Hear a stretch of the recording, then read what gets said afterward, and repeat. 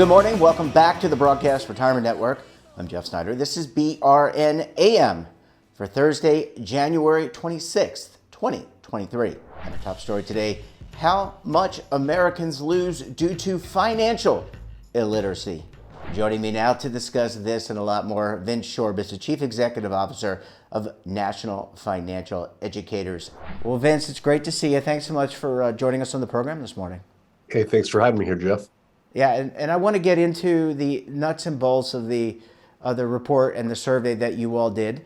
I want to start with a very broad question, which is how pervasive in your mind and in your organization's mind is financial illiteracy? Are you finding through your conversations and through survey results that many Americans just don't feel connected to their economic and financial circumstances? Yeah, well, I have 3 decades experience in financial services. I have, what I mean by that is financial industry, mortgage, financial service industry, my first 15 years. I've been in financial education for over 15 years now, and I can tell you that it is very pervasive. And what drove me here was in my time in financial services, I would get questions from people that had absolutely no idea on the basics of their finances. I would fix them up financially, and 6 months, 12 months later, they would come back in a bad position once again. So I saw this epidemic really taking place with people. And it really stems to, I can think back to my own issues, right? Coming out of high school, going into college, I got into those basic issues too. And I see a lot of illiteracy is carried over from lack of knowledge from when we're a child. Nobody's teaching it. It's not taught. And we have all these bad influencers, advertisers, the social influencers as well, really driving this consumerism behavior, which is fine if you have the money. But when you're living paycheck to paycheck or less, that's where illiteracy can really take its toll. And again, I've seen it on a wide scale from the very low level of impact on somebody's life to completely devastating somebody's current life and their future outlook. Yeah, really important, and I completely agree. I mean, we're on the same wavelength here in terms of the importance of financial education from the very beginning of your education all the way. Look, you never learn enough, and you never know enough. Vince, I want to ask you about the survey, and you actually were able to quantify how much illiteracy or the lack of financial literacy costs. I'm going to talk a little bit about the survey, and then maybe we'll get into some of the numbers. Yeah, definitely. It's a sentiment survey. So basically we ask people, how much do you feel personally you lost last year due to your lack of knowledge about personal finances? So this is their own rating that they've given themselves. And the numbers this year are the highest that we've seen since we started the survey 6 years ago. The average person has lost, according to them, average of $1,819, right? And we're using the low end of that, the numbers that we provided. So it is scary, but I think these numbers may be actually underestimated. And the reason I say that is I see all the time 2 main things that happen when I talk with people about their finances. One, they're overconfident about their financial situation.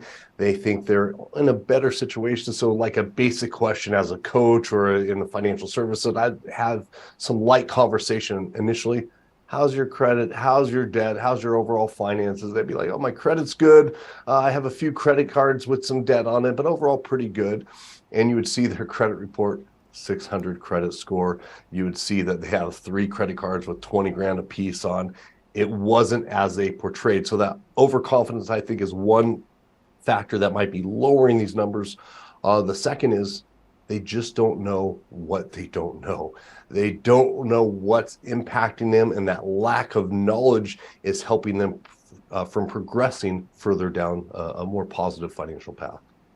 Vince, just to follow up on that, I mean, is it, and you're out in the field, your team is out in the field, you're talking to people every day. Is there a common denominator? I mean, it would seem to me, just talking with people on the streets, it doesn't matter if you're rich or don't have a lot of money. It doesn't matter what your color is. People of all ethnicities, all cultural backgrounds, all age ranges really are struggling to get their arms around this. And I just wanted to get your thoughts about this. I know we, as a society, we need to do more to help lift people up. Part of that probably is financial education. I would definitely agree. I think it's the movement of our time. Our kids aren't educated on this. They're going out and making simple mistakes that put them behind the eight ball. Something like not taking care of your first rental, the property that you rent gives you bad rental rating. It's harder to get one in the future. Things like not taking care of your credit early on can put you behind that eight ball early. Things like getting into $100,000 of student loan debt early. All these things add up and takes many years to recover from. It's not like we could just decide, hey, we want our money to be better now and we're good to go. It's a lot like fitness, weight loss, anything like that, where it's years of struggling to get back to equal footing before we can grow. And oftentimes those years, those early years are the most formidable, because that's when when we can save and grow that money. We have the best opportunity to grow that money. So I think it starts young, it carries over into the future years. And after you get beat up so many times with your finances, you make a mistake here, you make a mistake there, people get exhausted. So I see a lot of burnout from people, especially now. We had, if we look at the country as a whole, about 2/3 are coping or vulnerable, which means they're in a bad situation or barely getting by. And what we see is those people that were there before, now with interest rates higher, inflation, all these other factors that are playing, they just got pushed back down. So it's very difficult and challenging for them. And you are right, income doesn't matter. Bank of America just had an interesting study they put out here recently, where 20% of people that make over $250,000 a year are living paycheck to paycheck. That's a scary figure when you're making that much. But again, if we take that down to people that are making less income, the consequences can even be more severe. Last question before we go to a commercial break. And we had a great conversation last week with Cora Fox out of the University of North Carolina, Chapel Hill, about, and I'm sure you saw this, you may not have seen our show, but you probably saw the study, social media and the impact on youth. And I just wonder, you mentioned this at the outset of our conversation, there seems to be a lot of disinformation, putting it very kindly, on social media, the TikTok. How do you remove your braces without going to the orthodontist? That scared a lot of dentists. But in all seriousness, all candor, social media there's a lot of good, but there's a lot of bad. And you see what happens with influencers, as you put it, suggesting, hey, go into this financial product or do that. That's not where you probably want to get the bulk of your financial information. Yeah, I think part of being financially literate is knowing who to listen to and who not to listen to, right? And that's something you learn over time. And I think in the social influencers, they do have a responsibility, right, to make sure that they're putting out good quality information.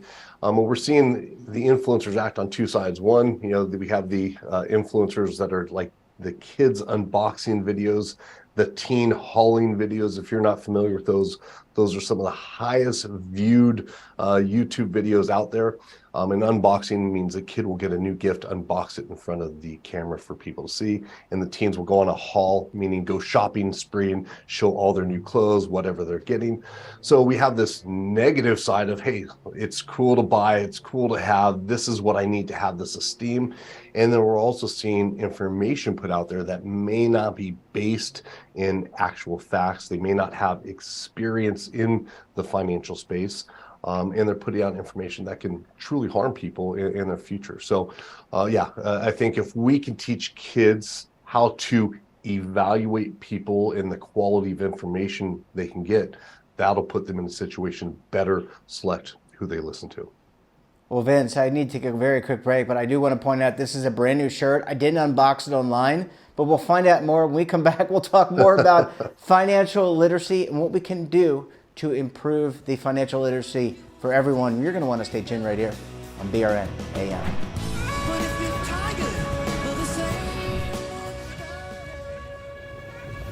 Imagine a new television network that will make you richer, healthier, and in control of your financial future.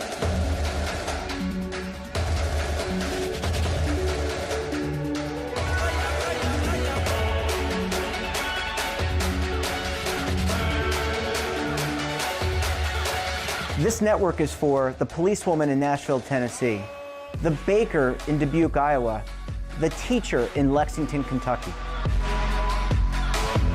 We want to make the idea of savings and retirement culturally relevant. But what do you see as a defining issue of the midterms? Especially for the smaller businesses. I mean, they are the lifeblood of the American economy.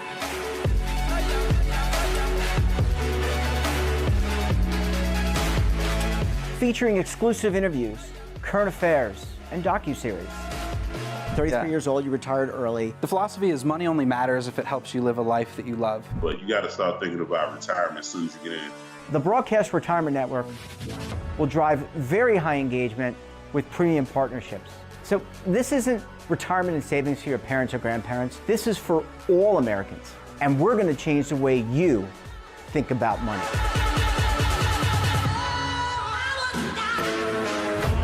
Welcome to the next frontier of retirement and savings. This is BRN, the Broadcast Retirement Network. Are you stuck with a low credit score? A credit report and score that's causing you to be denied credit or pay higher interest rates than others for the same things? Then do what Terrence did and call Credit Repaired for your free credit evaluation to help restore your credit. I started thinking about buying a new house, and my score wasn't where I needed it to be. I called and spoke with one of the representatives, and we just had a good conversation, and I liked what he was saying. Just one call for his free credit evaluation was all it took to start back on the track to repairing his credit. I'm seeing the deletions and I'm getting the report, so I know something's being done. It does make a difference to me. All it takes is one call to get started. Credit Repair has given me a second chance to have a better credit score. Don't let a low credit score hold you back another day. Do what Terrence did and make the call for your free credit evaluation. Call 800-819-4152. That's 800-819-4152. Again, 800-819-4152. Welcome back. We're joined this morning by Vince Shorb of National Financial Educators Council. Vince, thanks so much for staying with us this morning. So Vince, let's talk about, we talked about the issues, and the issues are broad, and they affect so many different demographic groups. But let's talk about maybe a little bit of work that you're doing. I mean, you're in, I don't say the trenches, it's not warfare, but it is, it's information and providing information. What do we need to do to get people on the right track in terms of their finances to remove that aspect of financial illiteracy? Yeah, and I do think it's I'm in the trenches. I feel it, and I think shows like yours and these educators out there we all come in different breeds. We're in the trenches to help people through one of the things that impact them most drastically in their life. It's not just their pocketbooks, not just their bank accounts, it's their relationships, it's their health, it's their overall well-being and self-worth, right? And I'm sure most of the listeners, and you included, could think back to a time where money was a major stress in your life. And we want to address that, right? And just like you probably share a similar mission, and how our organization, the National Financial Educators Council, tackles that is really looking at the different life stages, right? When starting as young as children, that's where financial habits form between 7 and 9. So it's critical. Parents are actively involved. We need to get schools involved as well. They're teaching subjects that they've been teaching for 100 years. We have the internet now. Things should have changed, right? Money needs to be included, so parents need to be actively involved, because that's where they're picking up habits, and that's, you're their primary source of information. We need to look at advertisers too. Again, advertisers spending billions a year toward marketing to kids. Is that ethical? Is that right? I personally don't think so, especially when they can't evaluate ad from reality. So we can do things on the market, the corporate side. We could do things internally. We could do things as parents. And then as kids are getting more toward those teenage years, those high school years, those early college years, we need to shift the focus to preparing them for life events that are in the near term, the moving out, the going to school, the opening the right accounts, managing their money properly. Again, we talked about earlier, it could put people in a bad situation that's hard to get out of. And then for those adults out there that maybe are in a tough situation or maybe are lacking some knowledge, there's resources and support out there for you. Listening to a show like this is one great solution. formal classes, and there's so many ways to learn. And the beauty I would like to point out for your adult listeners is, if there's a life event coming up, find that person that to show that book out there in that class, attend and prepare in advance of that life event. I know we as adults most people spend 40 plus hours a week working and very little time managing our finances. If you can shift a little more time to managing your finances, my hope is for you that it can cut down those work hours over the long term for you. Yeah, you really make a good point. And on all those things, I want to ask you, you bring up parents, you bring up just the willingness to learn. How important is humility? Because I could tell you for a fact, I've done over 1,000 of these shows. I don't know everything, and I'm learning something new every day. And I think you've got to be humble, even if you think you know it. And as smart as people think they are, you never can know it all. So how important is that self-awareness and self-recognition to say, you know what, I need to call Vince. I need to go out online. I need to do some research. I need to figure this out before I jump in. Yeah, interesting question. I agree. It's a topic that is always changing. Our financial situation is always changing. The economic environment's always changing. There's a lot to learn. I'll never learn enough. You'll never learn enough. And I think it's important, hey, when we do come across people that seem like they know it all, that may be a red flag, right? So do I lose that person or not? Right? We can have our expertise in certain areas because we're dedicating time and hours and study and focus there. I used to be big into real estate, big in the stock market. I'm still there, but it's not my primary source of investment. So I'm not in it as much. So I love hearing from people that are actively in it, that are in every day, thinking about it, watching on their screen 24/7. So I agree with you. There's always something we can learn, always people we can learn from. And I think part of that too is getting to a point of our knowledge of finances to be comfortable in those conversations. That's where I'd like to see people, so they're comfortable interacting, asking questions of these experts, of these people maybe in their social circle that, you go to a cocktail party, somebody's telling about this big investment, right, opportunity. They can ask good, relevant questions that can determine, hey, is this person full of it, or hey, do they know what they're talking about relatively quickly? Yeah, I have a feeling that a lot of people went to a lot of cocktail parties talking about FTX, and maybe even, if you remember back maybe 10 plus years ago, Bernie Madoff. Last question, is there a responsibility? Let's talk about some of the ethical responsibilities for financial services firms, but also government. Do you see, in addition to the private sector, or in your case, a not-for-profit sector, there's a role and responsibility here, but what about financial services organizations from where both you and I come from, and also government, the people that are creating curricula both at the state and federal level? Yeah, a huge responsibility on the part of, I think, government and also corporate America as a whole. I think this is a agenda that I think America's built on entrepreneurship, finances, and we've been able to support a great country and expand the wealth over the world. And I think we need to get back to our roots from the government side, making sure that this is taught to kids. Making sure that they have the knowledge, but also, hey, when that a 17-year-old isn't able to pull out a student loan without any knowledge prior about making a good decision based on ROI, not just what college looks cool. It extends to financial services where you have clients that maybe don't understand the difference, that personal responsibility that for financial service provider to spend that extra time with that client to help them make decisions in alignment with their time, spending the extra time to understand their bigger picture objectives. Are they going to have 2 kids? Are they going to have 5 kids? Are they going to be moving in a few years? Taking that extra time. And then from the government organizations, obviously, we need their support in this industry. They keep creating material and all that. It's not very high quality. It's not very good. Put their focus into funding quality programs and getting the data that's going to benefit this industry. If we all work as a community and toward one common goal of making sure that people are better prepared to make decisions in alignment with longer term goals while making sure they're secure and self-sufficient, I think that will make a stronger country and also stronger individuals across the board. well said, and also very empowering. I mean, you think about it, if you can control your finances, even if you don't have a lot, you don't have to have a lot.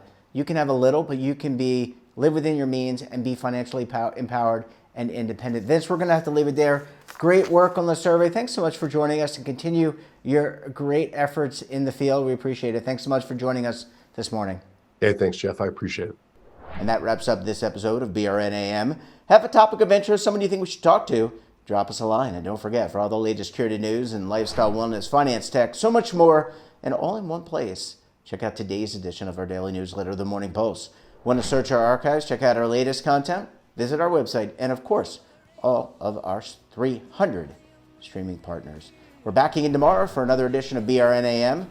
Until then, I'm Jeff Steiner. Stay safe, keep on saving, and don't forget, roll with the changes.